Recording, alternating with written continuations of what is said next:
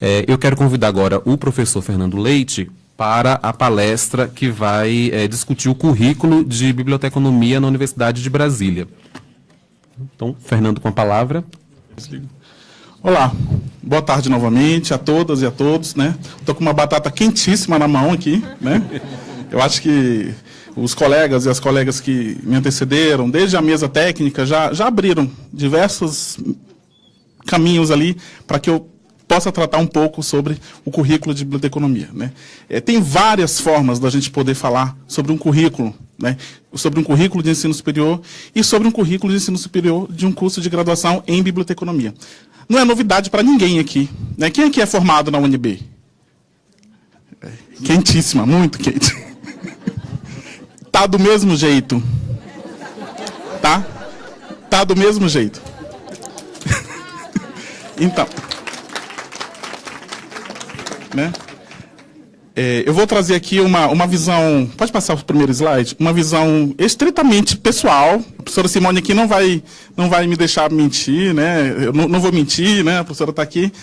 Mas assim, é uma visão estritamente pessoal, né? Não são questões que essas perspectivas que eu vou trazer não foram questões que foram discutidas coletivamente ainda. Em parte, sim. Né? Em parte, sim, porque nós já iniciamos um trabalho na Universidade de Brasília, no nosso curso de graduação, de preparação, digamos assim, os momentos preparatórios ali para a gente pensar essa questão de uma reformulação de um curso que vai, como vocês vão perceber, que começa muito antes de um currículo. Se o problema fosse só o nosso currículo, não teríamos tantas dificuldades assim, né? O problema não é só o currículo. O currículo, a defasagem do currículo, ele é um sintoma de um problema muito maior. Ok? Então, assim, é uma visão muito própria, tá? Não estou falando em nome dos meus colegas, das minhas colegas da UNB. Né? Primeiro, eu queria perguntar aqui, quem aqui, como bibliotecário, como bibliotecária, se sente capaz de interagir e agregar valor nos processos de geração, transferência e uso de informação em qualquer ambiente? Seja honesto, se sente capaz de fazer isso ou não? Quem sente sim ou não? Sim? Não? A maior parte, ok. Criticar, investigar, propor, planejar, executar e avaliar recursos e produtos de informação. Quem se sente capaz disso? Pouca gente. Capaz de lidar com isso nas suas rotinas de trabalho. Né? Trabalhar com fontes de informação de qualquer natureza. Né? Processar informação registrada em diferentes tipos de suporte. Uma parte significativa. Realizar pesquisas relativas a produtos, processamento, transferência e uso da informação. Uma parte significativa. As coisas estão um pouco mais para menos, mas em alguns aspectos. Isso aqui são competências e habilidades das diretrizes básicas do currículo de biblioteconomia. Isso aqui, que foi criado, foi pensado e aprovado, acho que no ano de 2000, entre 2001? Isso, 2001, era o que os nossos cursos de graduação, em todos os nossos cursos de graduação, deveriam estimular e provocar. O egresso tem que sair com essas habilidades, com essas competências. De algum modo, aparentemente, algumas dessas competências aqui, elas estão mais presentes e outras não, pelo levantamentozinho simples que eu fiz aqui. Né? Então, a ideia, segundo a legislação vigente, é que essas habilidades são habilidades específicas. Existem as habilidades gerais, que são mais comuns com outras áreas do conhecimento. De um modo geral, a coisa não está bem, mas alguns desses, como eu percebi, sobretudo aqui, processar fontes de informação, ou seja, uma ideia muito ainda vinculada, uma habilidade muito ainda concentrada à técnica, né? Uma parte menos trabalhada, criticar, investigar e propor, né? Talvez isso possa ser especulado como um pouco menos de habilidade de uma avaliação crítica das circunstâncias, dos contextos, etc. Enfim, não sei. Mas o fato é que era isso, segundo a legislação, que nós deveríamos estar cumprindo. É muito pobre a gente pensar só nisso, no tempo que a gente está hoje. Isso está defasado. Isso já não atende mais. Essas diretrizes elas já não são mais suficientes, em razão do que vários colegas colocaram aqui. Né? Então, por favor, próximo slide. Então tá, o currículo de biblioteconomia. Um currículo de biblioteconomia, ele causa muita ansiedade. Essa discussão, ela traz muita ansiedade. Né? Traz muita ansiedade dos estudantes. Quando entram na faculdade, eu fui assim, quando eu entrei no curso de biblioteconomia no 2000, a maior parte de vocês, talvez, não traz no primeiro dia. Traz quando você cursa lá a Introdução à Biblioteconomia e Ciência da Informação, aí você vai vendo, vai se envolvendo com as questões, vai dando uma olhada no currículo, fala, olha, isso tem que mudar, isso não está bom. E cada vez mais cedo, hoje, os estudantes se tocam dessa circunstância. E essa ansiedade ela é muito grande. Então, traz ansiedade para os estudantes. Traz uma ansiedade muito forte para os profissionais, que vão ser as pessoas... Não vou falar do mercado, porque o mercado nem nos reconhece. A verdade é essa. Mas os profissionais que vão receber esses estudantes quando formarem. Então, que essa renovação, essa oxigenação e tal, esses profissionais têm a expectativa de que os egressos dos cursos levem também, né? Então tem uma ansiedade muito grande de quem está com a mão na massa, né? E gera uma ansiedade muito grande, por incrível que pareça, acreditem, da gente, né? Da gente, dos professores e professoras do curso de graduação. Por quê? Pode passar um slide. A gente fica numa situação exatamente de não saber para onde caminhar. Por quê? Porque essa discussão do currículo não é uma discussão pontual do currículo, né? Quando eu disse que o problema era maior, ele é maior porque não existe algo que a gente chama de um projeto político pedagógico, que mais recentemente, eu acho que em ojeriza a questão política, tiraram e estão chamando de projeto pedagógico de curso. Mas eu acho ótimo falar projeto político pedagógico. O que é esse projeto político pedagógico? Né? É um instrumento de balizamento para o fazer universitário, concebido coletivamente no âmbito da instituição, ou seja, é um projeto político pedagógico da universidade como um todo e dos cursos especificamente. Isso aqui é chovendo molhado para quem está na área de educação. Okay? Orientado para esta... Pode voltar um pouquinho, né? Ao constituir-se, o projeto político-pedagógico deve ensejar a construção e intencionalidade para o desempenho do papel social da instituição de ensino, né? Centrando-se no ensino, mas vinculando-se estreitamente aos processos de pesquisa e de extensão. É um planejamento. Vocês já ouviram muito tempo em sala de aula, eu ouvi isso quando eu estava a vida inteira, na verdade, que bibliotecário não planeja. Né? Bibliotecário não lida com planejamento. Isso vem diminuindo consideravelmente ao longo do tempo, mas professor também não planeja. A verdade é essa. E por esta razão, também, além de outras questões, a gente está nessa situação. Mas isso já está começando a ser solucionado, ok? Então, o projeto político-pedagógico, pode passar, ele deve considerar as diretrizes curriculares nacionais, que tem a ver com aquelas competências, né, e outras que eu citei no começo, mas não podem se restringir a elas. As universidades têm autonomia. Né? E qualquer que seja diretriz, qualquer que seja padrão de regra, ela ingessa a criatividade. Então, a gente tem que, sim, seguir as diretrizes, mas a gente tem que ter espaço para criar, né? Inventar, em razão de uma série de questões que tem a ver muito com o que o Wander chamou de contexto. Okay? Deve articular-se com um projeto de universidade pública, democrática e de qualidade. Sim. Quem estudou aqui na Universidade de Brasília, a despeito dos problemas, estudou, sim, numa universidade pública, numa universidade gratuita e de qualidade, né? E pode ser que os vossos filhos ou netos não estudem, mas tudo bem, isso é outra história, né? A compreensão do contexto social e político do momento. Um projeto político-pedagógico deve levar em consideração essas questões, né? A gente pensar um curso, a gente não pode dissociar esse curso de uma realidade que vai o cercar, né? Tem a ver com o contexto também. Tem que considerar 3 momentos. O perfil desejado para o egresso do curso, ou seja, qual o perfil que a gente quer que os alunos saiam daqui. Isso tem que estar declarado no planejamento desse porte, né? As habilidades e competências definidas e os objetivos do curso. O segundo momento, a estrutura curricular. Vejam só que currículo só aparece aqui. Entendeu? Não é. O currículo, dissociado dessas questões todas, ele é inócuo. Ele é inócuo, ele perde um sentido. Porque ele está dissociado de uma realidade. Entendeu? Os procedimentos, as metodologias de ensino, que também, tudo isso deve obedecer a esse arcabouço de planejamento e uma coisa vinculada a outra. Pode passar, por favor. Então, eu não vou passar por isso aqui tudo, mas, enfim, as atividades curriculares devem permitir, desde cedo, a interação do aluno com a realidade social. Deve permitir, desde cedo, a integração com ensino, pesquisa e com extensão. Um projeto político-pedagógico pressupõe a ação coletiva resultando do engajamento dos agentes educacionais e sociais. Quem são os agentes educacionais, nesse caso? Formalmente, são o corpo docente, o corpo discente, os técnicos, etc., mas também os agentes sociais. Eu vou evitar falar nessa apresentação o tempo inteiro, eu vou evitar falar do mercado. O mercado, ele é uma dimensão reduzida de uma das variáveis que a gente tem que levar em consideração. Porque se a gente vincular o curso somente ao mercado, a gente perde a ideia de universidade. Então a gente vira faculdade e vamos criar uma FAFFOR para fazer biblioteconomia e está tudo certo. O papel da universidade é outro. É de intervenção, é de estimular um pensamento crítico, é de formar cidadão. ok? E o projeto político-pedagógico ou projeto pedagógico de curso, ele tem que contextualizar tudo nesse sentido. Em determinado momento, a grade de disciplinas é uma consequência de tudo isso que foi pensado, ok? Vamos lá, pode passar. Aí eu trouxe aqui, evidentemente não vou ler nada disso, mas um dos 300 milhões de esquemas de projeto político-pedagógico, os itens para você fazer um projeto desse tipo.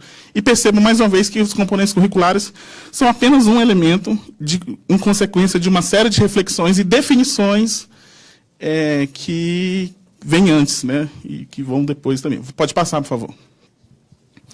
Então, sobre o currículo, né, eu trouxe uma definição aqui, que é amplamente citada na área de educação. O currículo nunca é apenas um conjunto neutro de conhecimentos.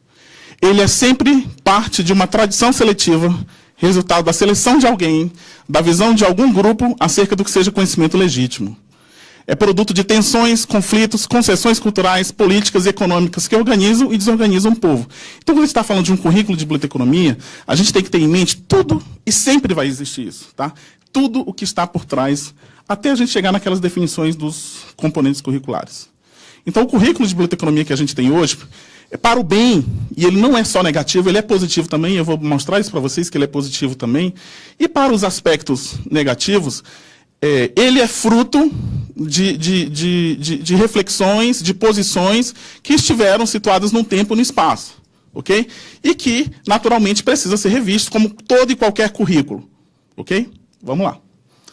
Então, hoje, a gente tem como disciplinas obrigatórias, só para lembrar que todo mundo sabe, eu brinquei no começo, falei que é o mesmo currículo, mas eu preciso fazer uma ressalva importante. Ele é o mesmo, vamos pensar assim, é o mesmo conjunto de ementas. As ementas não mudam. Agora, todos os professores e professoras têm total liberdade e autonomia, circunscrita, evidentemente, àquela ementa, de modificar o conteúdo programático da disciplina. Então, realmente, eu brinquei no começo, não é exatamente o mesmo curso, é o mesmo conjunto de ementas. Então, a professora Simone, que está aqui, ela pode ofertar uma disciplina que foi, sei lá, informática documentária, que foi pensada lá em 1996, 95, e ela modernizar o conteúdo programático daquela disciplina, evidentemente, né, com a responsabilidade de não ser distante daquela ementa, né? Mas a ementa, naturalmente, ela vai ser um elemento que vai engessar a nossa atuação em sala de aula e provocar os problemas que a gente tem. Então, as disciplinas obrigatórias são essas, né? Introdução, biblioteconomia, isso mais ou menos na ordem, o fluxo é mais ou menos esse, assim, né? E todo mundo cursou isso, dessa forma. Então, a gente tem um conjunto de disciplinas obrigatórias, pode passar. A gente tem um conjunto de cadeias seletivas que não está necessariamente na mesma ordem, mas são aquelas disciplinas entre as quais, então, a cadeia seletiva, essa aqui, o aluno tem que cursar obrigatoriamente uma dessas disciplinas. Daqui, uma dessas aqui, uma dessas aqui. Percebam que as cadeias seletivas, elas dão uma amplitude muito grande para o estudante, em termos de interlocução com outras áreas do conhecimento. Uma dimensão obrigatória, porque é obrigado a fazer alguma delas. Eu lembro que uma das disciplinas que mudou a minha forma de pensar quando eu cursei na universidade foi a História Social e Política da América Latina, que não está mais aqui, mas mudou a minha forma de pensar na universidade. E era uma disciplina que ou era ela, ou era a História Social e Política do Brasil. Isso foi um divisor de águas no curso de biblioteconomia. Então, percebam que, pelos conteúdos, a gente tem uma abertura muito grande também, a despeito dos problemas que a gente tem de ter um curso cuja última reformulação, acho que data de 96 ou 97, né? E o esforço dos professores em atualizar os conteúdos programáticos. Vamos lá. As disciplinas optativas eu não coloquei aqui porque são muitas. A gente tem, eu tenho um dado ali, são mais de 180 disciplinas optativas cadastradas. Dessas 180, digamos assim, vamos colocar aí, 20% não são mais ofertados. Estou falando em termos de universidade, não estou falando só da nossa faculdade, né? Então está aqui para quem quiser consultar, que era impossível trazer, mas que vão de um ponto ao outro do universo de conhecimento da universidade, né? Então isso é um aspecto positivo e interessante. Vamos lá. Então hoje, isso aqui não é do curso de biblioteconomia, tá? Isso aqui é reflexão minha, tá? Hoje a gente tem um curso de biblioteconomia cujas disciplinas obrigatórias, estou falando das obrigatórias, especificamente ofertadas pela área, o núcleo da área de BCI, né, Biblioteconomia e Ciência da Formação. Um curso que está entre disciplinas de fundamentos, digamos assim, disciplinas que eu chamei aqui de processos informacionais, todas essas disciplinas mais instrumentais que lidam com as técnicas que não são só as técnicas de catalogação, classificação e indexação, mas de formação de acervo, de serviço de informação, etc., tal. Um grupo de disciplinas que não é desconsiderável, é um grupo de disciplinas considerável, de disciplinas de gestão, que começa com introdução à administração, planejamento de sistemas e gerência de sistema de informação, e isso abarca um leque bastante razoável de conteúdos para a gestão. Certamente, essas disciplinas, assim como nenhum conjunto das outras, prepara 100% para a atuação no mercado, porque nenhum curso vai preparar, entendeu? E a gente tem um conjunto de disciplinas aqui relacionadas de tecnologia, que na verdade são disciplinas que são transversais a todos aqueles lá. Então, a gente consegue dividir as nossas disciplinas ofertadas pela faculdade mais ou menos dessa forma, ok? Pode passar, por favor. A gente tem aspectos positivos nisso tudo. E é importante a gente reconhecer isso, como eu vou reconhecer os negativos daqui a pouco, tá? Então, primeiro, há uma grade aberta, né?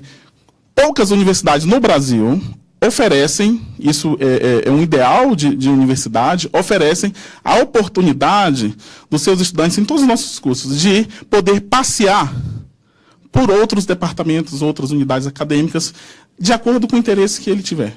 Entendeu? Isso é, digamos assim, um luxo, né, em relação às grades fechadas de muitas universidades, né? Então, a gente tem ali 187 disciplinas cadastradas como optativas, vamos dar um desconto ali de 20% a 30% de disciplinas que não são mais ofertadas, mas que são cadastradas como optativas para a biblioteconomia, e 24 créditos em módulos livres, que são aquelas disciplinas que eu posso, se não tiver pré-requisito, eu posso fazer o tanto que eu quiser, estou quase acabando. Posso fazer todas elas, né?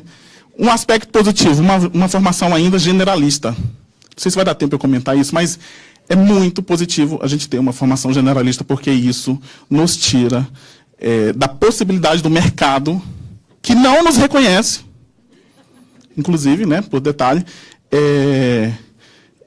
dizer o que tem que ser ensinado, o que a profissão tem que ser, o que a profissão não tem que ser, né? Então, isso é muito positivo ainda. A oferta de iniciação científica, né, e por meio de obtenção de créditos também, isso na minha época era de uma forma, hoje é de uma outra forma, né? Mas isso precisa de uma proatividade também dos estudantes de buscar isso. A minha primeira iniciação científica, junto com o Wanda, inclusive, a gente correu atrás, né? Não foi fácil. Alunos de graduação podem cursar disciplinas da pós-graduação. Eu mesmo, quando na época da graduação, eu cursei uma disciplina, então isso favorece uma integração, isso é algo positivo também. Bom, aspectos negativos.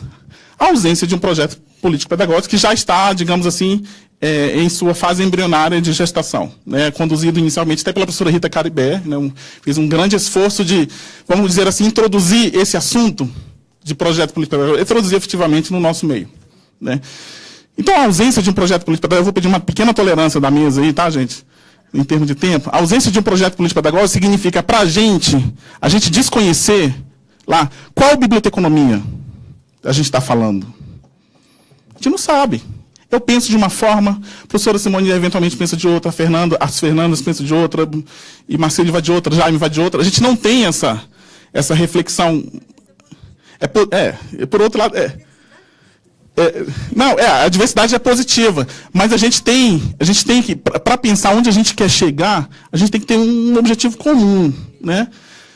Quais são os fundamentos que a gente está adotando? A ausência de um projeto político-pedagógico, ela significa isso também, né? A gente não sabe quais fundamentos, né? Para quem a gente está pensando essa biblioteconomia? Com qual finalidade? Com quais objetivos? Qual o perfil do egresso? Quais competências e habilidades? Qual a relação com a universidade? Essa biblioteconomia com o plano de universidade, né? Quais relações com a sociedade? Qual a relação entre os eixos ou tópicos que a gente tem de ensino e os objetivos que a gente tem que cumprir, né, como um curso? Não como disciplina individualmente, falando como um curso, né? Qual a relação entre disciplinas e objetivos, etc., né? E isso dá uma sensação, aquela ansiedade que eu disse que isso pode trazer nos professores e nos estudantes tem a ver com por uma ausência de planejamento, isso é em qualquer organização, em qualquer empreendimento, por uma ausência de planejamento, não estou falando de planejamento das disciplinas. As disciplinas individualmente, todos os professores fazem o seu planejamento, mas um planejamento de curso. Por uma ausência de planejamento, a sensação que eu tenho individualmente é de, às vezes, estar andando em círculos sem saber onde chegar, né? Então, por isso, nós já estamos nos movimentando para poder elaborar isso, né? Um projeto dessa envergadura. Então, é mais ou menos uma metáfora aí de como eu, pessoalmente, me sinto, né? Vamos lá. Alguns estudantes também, né? Ou não? Enfim, aspectos negativos também, né? Fragmentação e desintegração de conteúdos, né? Quando essas disciplinas foram pensadas, elas foram pensadas num contexto, num tempo e num espaço. Fazia muito sentido. Eu não tenho dúvidas que, naquele momento, nós foi a proposta de currículo de graduação em biblioteconomia mais inovadora desse país. Mais inovadora desse país. Eu ouvi dizer que éramos reconhecidos como um curso que tinha uma verve forte de tecnologia, né? Essas questões hoje talvez não são encaradas da mesma forma como eram há 20 anos atrás, né? Por quê? Porque o mundo mudou, né? Ou uma obsolescência de conteúdos das ementas, né? E isso a gente vai bem especialmente em disciplinas de tecnologia, eu não tenho dúvidas quanto a isso. A tecnologia é vista como uma modalidade, como vamos pensar assim, um eixo do curso. E a tecnologia, gente, ela está em tudo. Em tudo.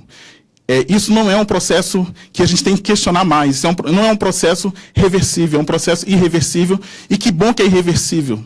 Porque isso amplia a possibilidade de ressignificação dessa profissão também. Ok? Como o Wander falou. Eu diria assim, que a minha percepção é uma ausência de uma identidade, qual a cara do nosso curso, né? E tudo isso a gente constrói, a gente tem, quando a gente tem um projeto, né, a gente consegue se reconhecer. Há uma dissociação das realidades, né, o Wander falou, nós estamos na administração pública. Né, eu nunca pensava numa...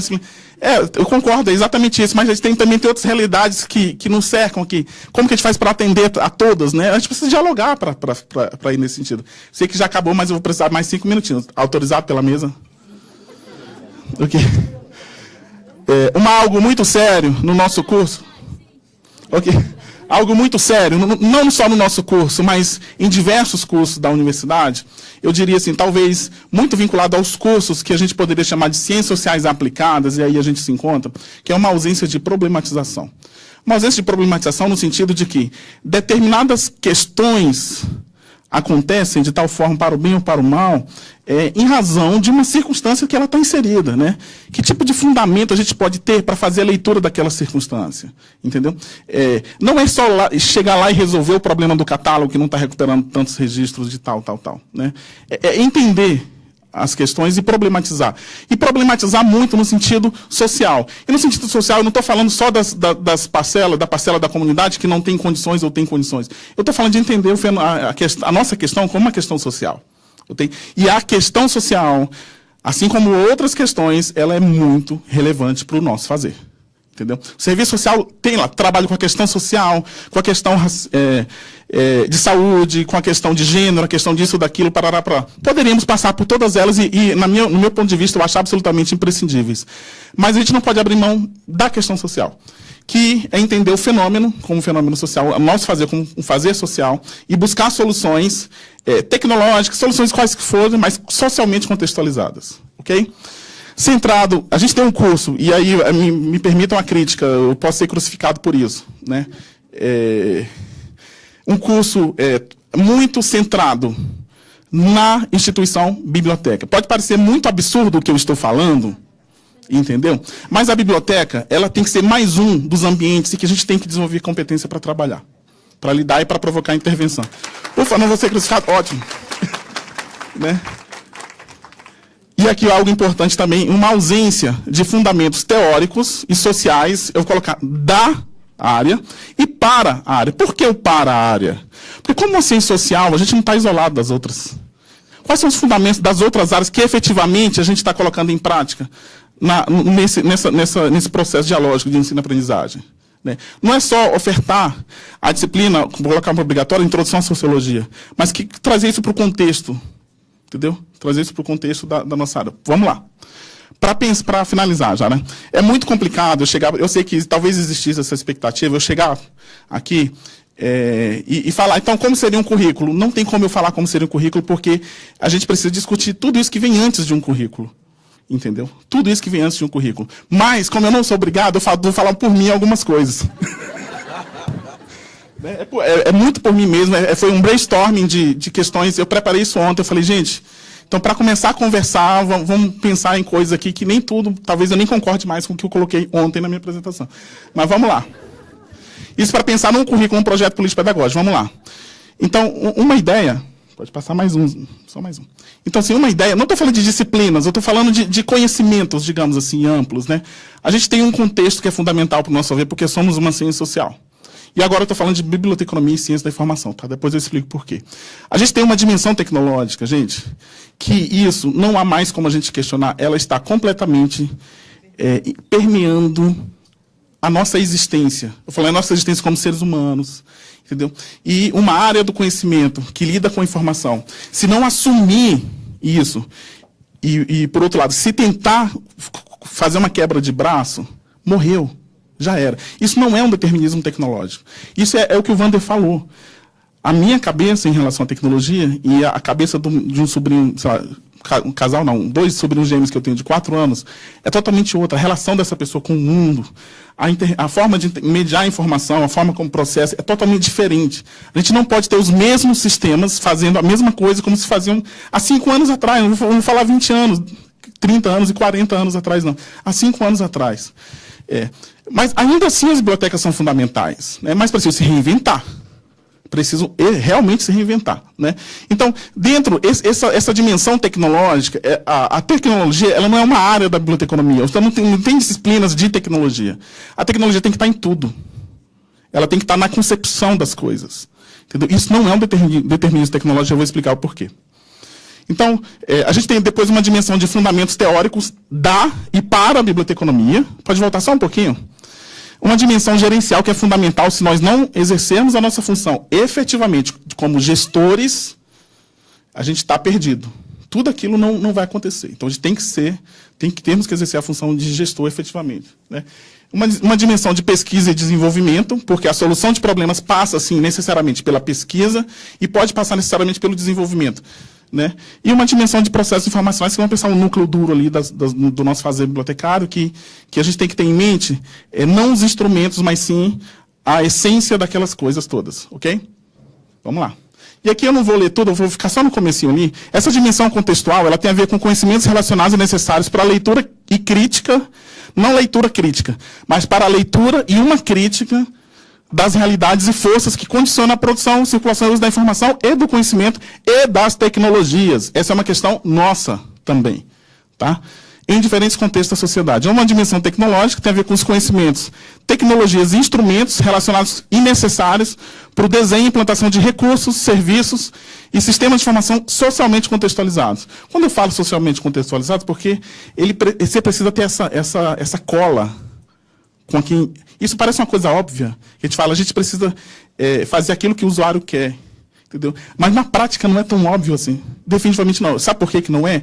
Porque muitos de nós ainda faz como se fazia na década de 70, na década de 80. Eu me pego pensando em coisas, em soluções que já eram. Entendeu? Já era. E aí, que seria um desdobramento aqui dessas questões todas, vamos passar adiante, né, para não tomar muito tempo. E eu acho, na elaboração de um projeto político-pedagógico e de um currículo para a gente, que a gente precisa considerar. Formação generalista ainda é a melhor opção. Não aderir com exclusividade à lógica do mercado, porque a lógica do mercado é uma lógica capitalista, perversa, entendeu? E que utiliza a força de trabalho como um mero elemento de produção. E é por esta razão que a cultura, que a educação, que a ciência, que a tecnologia, parará, estão sendo tratados como estão. Tudo isso é um sistema, digamos assim, né? Nenhuma área sobrevive isoladamente. O discurso informacional que a gente tem, quando a gente fala hoje necessidade de informação, acesso à informação, isso não era da biblioteconomia, gente. Não era um discurso da biblioteconomia, historicamente. Isso foi um discurso que foi iniciado, em algum momento, com a documentação e foi acirrado com a nossa proximidade com a ciência da informação. Então, a gente não tem que voltar no passado, década de 80, e discutir...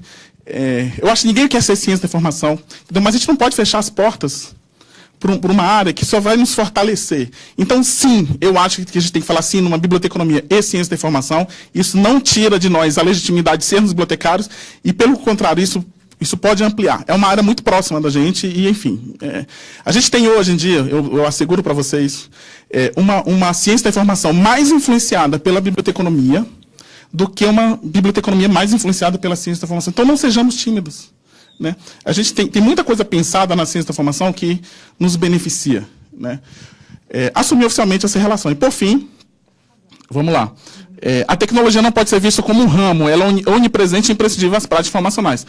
Técnicas e tecnologias, evidentemente, devem ser socialmente contextualizadas. E os egressos devem ser capazes, essa é a minha grande batalha, tá, em sala de aula. Os egressos devem ser capazes de reconhecer e atuar ambientes informacionais em diferentes contextos, entendeu? Quem aqui, quando vai fazer uma viagem para um outro país, vai na biblioteca para saber o que tem naquele outro país? Quem está com uma dor de barriga, vai na biblioteca para saber como lidar com essa dor de barriga. Né? Quem aqui, a todo instante, não recorre a todo qualquer tipo de sistema que não é biblioteca para se alimentar em termos de informação? Não estou falando que as bibliotecas são inúteis, não são inúteis. Elas são fundamentais, mas a forma como a gente está trabalhando, talvez, precise acordar. E, por fim, realmente, para acabar agora, só um recado. Quando a gente fala de sociedade da informação, eu preciso falar sobre isso. Quando a gente fala sobre sociedade da informação, sociedade do conhecimento, a gente está muito vinculado, a nossa área muito vinculada a uma noção utilitarista de informação, que é uma noção capitalista, entendeu? Tudo bem, nada contra... Eu estou inserido no sistema capitalista, eu consumo pra caramba, entendeu? Todo mundo, né? Mas a gente não pode pensar numa sociedade da informação que vai dar informação para as pessoas se educarem para arrumar emprego. Não pode ser só isso. A gente tem que pensar numa sociedade da informação de desenvolvimento humano, de, como falou, cadê o Raimundo? De emancipação, de desenvolvimento humano, de autonomia. Essa é a sociedade da informação que a gente tem que defender. Né? Isso pode passar, sim, por tecnologia, porque a tecnologia, se bem utilizada, se contextualizada, ela emancipa, ela provoca autonomia. E se unir com o nosso discurso, a gente vai ser imbatível. Né? Pode passar. Enfim, vou passar direto. Aqui é o nosso corpo docente atual, né? E a gente tem mais 2 vagas aí que enfim, a gente está para preencher. Esse corpo docente, atualmente, a gente já tem definido um núcleo docente estruturante, que é uma estrutura que é responsável por avaliação de condução desse processo de reformulação. E essa discussão já foi iniciada, né? Como eu disse, a professora Rita colaborou muito nesse início, né? Já foi iniciada e isso está em processo de gestação. Eu não vou mentir para vocês, de forma alguma, de que é tudo pacífico, é tudo tranquilo, né, professora? A gente está longe, assim, a gente está começando a se entender. A gente está começando a se entender, mas já tivemos momentos muito difíceis. Isso é resultado de um contexto também, mas que a gente está superando.